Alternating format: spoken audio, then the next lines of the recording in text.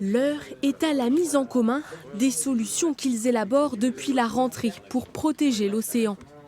Dans leurs lycées respectifs à Saint-Malo, ces élèves avaient pour fil rouge le tri des déchets marins. La thématique fait écho chez ces futurs conchiliculteurs.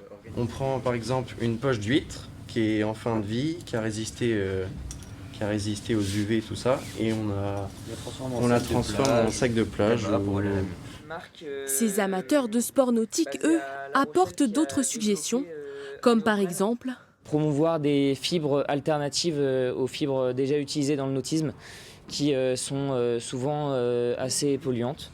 Comme eux, 250 élèves bretons du primaire à l'université ont été désignés éco-conseillers par Océanopolis. Le parc aquatique mise sur les jeunes pour être le porte-voix de la protection de l'océan. Nous espérons avec ce projet justement, fait que ce soit les jeunes générations qui proposent des solutions argumentées et concrètes, que cela permette finalement peut-être de faire avancer les choses plus rapidement.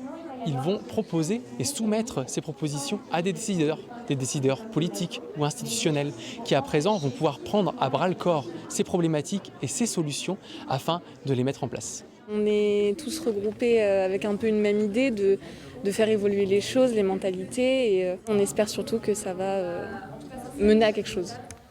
Les jeunes éco-conseillers ont conclu cette rencontre par l'élaboration d'une tribune destinée à l'éducation nationale et au conseil régional.